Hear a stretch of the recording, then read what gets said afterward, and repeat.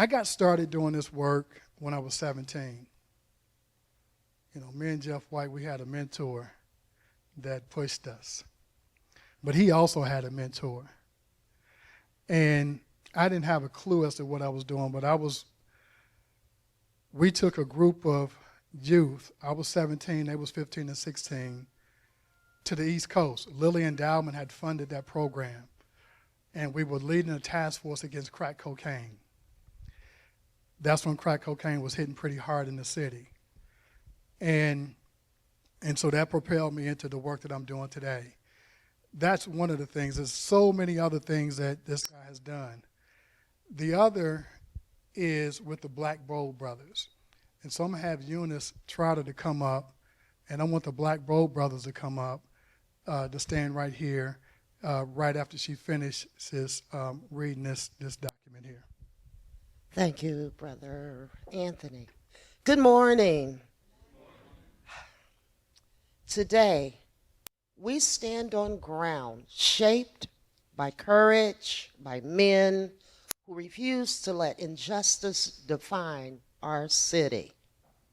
Among them were the Black Bold Brothers, led by Nyofu Elmore, whose vision and conviction turned agitation into action and protest into progress. In the 1970s, when the city labeled young Black men as agitators, Nyofu Elmore saw something different. He saw leaders. He saw the potential of youth to rebuild communities, to demand dignity, and to serve humanity. The Black Bold Brothers were not a rebellion against the city. They were a reclamation of the soul, of its soul. They organized, they served, they stood tall. They earned recognition from the Indiana Black Expo for their unselfish service in pursuit of human dignity. They proved that justice is not noise, it is commitment. Today, through Stop the Violence Indianapolis, we carry that same truth, that same torch. We face the persistent issues of neglect and inequality that Nyofu and the Black Bold Brothers addressed. Our efforts are focused on converting adversity into lasting prosperity and channeling hardship into purposeful action. When we mentor youth and young adults, when we create spaces for Black males to move from survival to thriving to legacy, we coach for accountability, responsibility, and the pursuit of the Black family. We are continuing the work that the Black Bold Brothers began. Their struggle was not just for their generation, it was for ours. Nyofu taught us that agitation is not anger. It is love in motion. It is a refusal to accept injustice as normal. He believed that every young person deserves a chance to lead, to build, and to belong. That belief lives in our programs, our partnerships, and our daily work. It lives in every young person who chooses peace over violence and purpose over despair. So I ask you not to remember the Black Bold Brothers as history, but as a living legacy. Let their courage guide our choices. Let their discipline shape our movements. Let their love for humanity remind us that justice is not a destination, it is a daily act. We are the continuation of their story. We are the next chapter of their fight. Together, we will ensure that Indianapolis remains a city where boldness is celebrated. to Berto Nyofu Elmore, who I've known for 40 years, 50 years, 40 years, and the Black Bow brothers, we honor you. We honor you. We honor you. To the youth of Indianapolis, we believe in you. We believe in you. We believe in you. And to everyone here, let us be bold, let us be just, and let us be united. Thank you.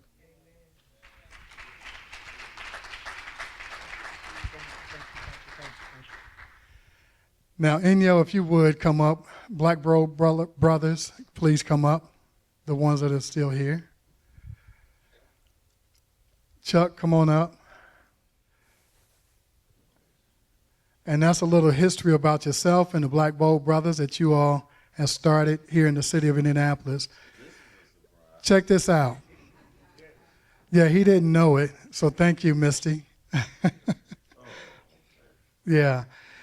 So these guys were 13, 12 years old. 9, 10, 12 years old when they started the Black Bow Brothers here in the city of Indianapolis. He was only a few years older than most of them, right out of high school, when they started the Black Bow Brothers. And there's not a lot of history out there about it. But I'm going to share a few other things. As we present this, we also want to present this T-shirt to him as an independent thinker. And we're trying to move our brothers from the survival way of thinking to get money to becoming independent thinkers. And so this is the movement that we're starting through Stop the Violence App Indianapolis, building off of some of the work that he's already done here in the city along with his brothers. And so we're inviting you all to join us in that movement. And so a couple of other things about Inyo, and I verified this through Miss Eunice. Miss Eunice Trotter is the historian here in the city. But Inyo was such an agitator here in the city for black males that the power brokers said, get out of our city. And what he did was he took the opportunity and left and went to law school in Philadelphia. For the last 35 or 40 years, he's been in Philadelphia doing criminal defense attorney. When I was a kid, I remember when they started the summer jobs program. And they got the business people on board, they got some other people on board, but Mayor Hudnut would not come on board. He had us as little kids put up flyers downtown that said, keep black kids from downtown. Kareem, you see the comparison? Keep black kids from down. He put those up. The news media hit it. Mayor Hudnut wouldn't call him back at first. But when it hit the news, guess who was calling him? Mayor Hudnut. And that started the first youth summer jobs program here called MEDIC. And what we did as kids, we cleaned up our own neighborhoods. And it gave us a sense of self. It gave us pride. It gave us pride in our neighborhood. And we looked out for our neighborhood. And so there's so many other stories that I really want to share. Before his mother passed, I was able to sit down with her and she'd tell me a lot of stuff. I've been sitting under Miss Williams and she's been sharing a lot of things. Miss Williams is his mentor.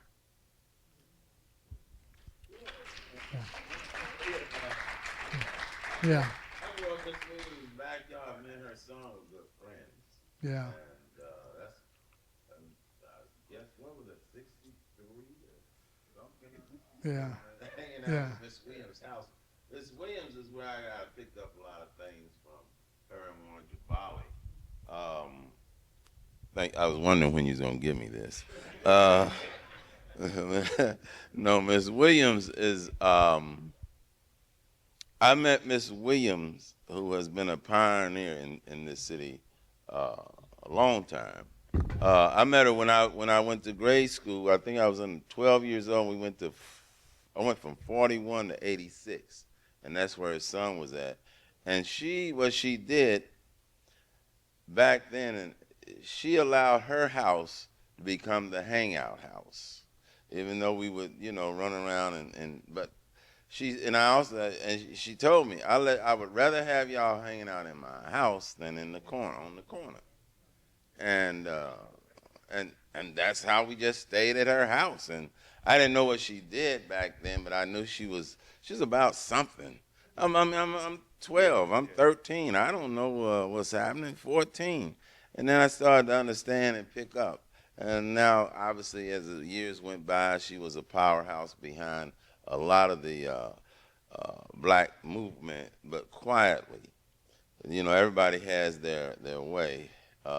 She sit on boards and get black people on boards, and in Indianapolis, the United Way, the Urban League.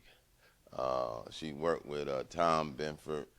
I don't know if y'all remember Tom Benford. But yeah, these are the type things that and James Earl had to leave, but all these guys up here, like I used to tell them, we gonna do this, we gonna do that. They didn't have time to be juvenile delinquents because they was always protesting and going somewhere, to do something.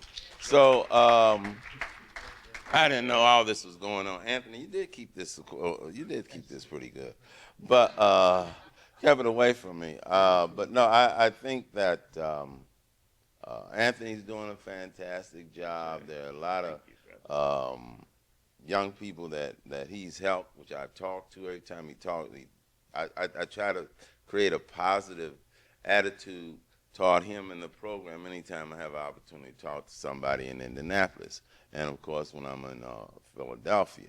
So I'm just appreciative that he would think that much of me to bring me down here, and particularly with the Black Bow Brothers, because the Black Bow Brothers they were part of everything just about, because I was a part of everything, and they supported me, and whether it was helping Glenn Howard get elected, Bill Crawford get elected, Julia Carson, who was Miss Williams was her campaign manager every time she ran, and we still got her grandson. It's not her son, it's her grandson, right? Grandson is now still congressman speaking out. Yeah, we all just came together as a community. Most of everybody that I knew and were mentoring, Reggie Jones and Bill Crawford, Glenn Howard, all those people are now gone. But you all are here. And I believe that we can do some things. And I'm going to try to move back here eventually, And then, but Anthony, do you want to look at? He started grabbing the mic. We're going to take the mic right now. Listen, one other thing I'll share real quick. I remember when I was a kid in the Fall Creek YMCA, Kareem. That's where I learned to play basketball. They would not let us come in there unless we can tell them something about black history, somebody in history that was black, so we could build up on it. And if you didn't know, you couldn't come in and play ball, you couldn't come in and swim, you couldn't come in and do anything until you told them. It was him and another guy, I can't remember his name, and then Mr. Ransom always says, put a handle on my name. So that's a little bit of history. Let's give them a hand. Thank you all. Go sure. All right, sure, go ahead. Yes, sure. Hold it for me. Everybody, it was guys like me that never had a father. I didn't know that anybody had a real mother and real father in the same house. I didn't know nobody until Nyofu brought the light on, saying that we can be something. I don't care what you ain't got. You don't have to go that way. And I'm here to tell you, James Earl Logan, mother and father, was all of our mothers and fathers. Because my mother didn't understand me, and I didn't understand her. But she was a great mother. She raised 4 boys by herself. But I'm going to say this about Nyofu. I didn't know he was that young. Because I thought he was an older guy. The value he taught us as young boys that is 5 principles that we got to live by. And I later found out it was in the Bible. after I got saved 20 years ago. It's love, truth, peace, freedom, and justice. If you live by any other principle, it ain't right. That's the principle. I don't care if you go to church or don't go to church. Them 5 principles known to man. And he taught us them value. And I thank God for it. We even opened up, cut the ribbon at the Black Expo. Nobody talk about it. We had a drill team called the BBB, the Blow Black Brothers. Black, it's the BBBs. I'm 71 now, but I know the value. But miss, everybody, we opened up for Operation Breadbasket for Dr. Brown on Martindale. We would stand around Saturday morning about this time, and he had all of us around the mic. He told us when to clap, told us when we stumped our feet, so the audience would think it was a whole church full of people. It wasn't nobody but us. But he had a vision for us. He prayed for us. He put blessed oil on us. And I've been having cancer 22 years. You hear me? And God had blessed me. I lost a lot of hair, the chemo bad boy. But I still got something connected to my head. Because I asked the Lord, show me that I've been delivered. Give me a sign or a symbol or something. And he did that. I don't want to talk too long. Grab the mic. Yeah, but I'm glad because I got so much we did. There is so much. There's so much. We cannot get it all right here and now. But if you Google Inyo's name, you'll see some of the articles. You'll see some of the articles around all the things that they were doing. So thank you. Give them another hand. Thank you, guys.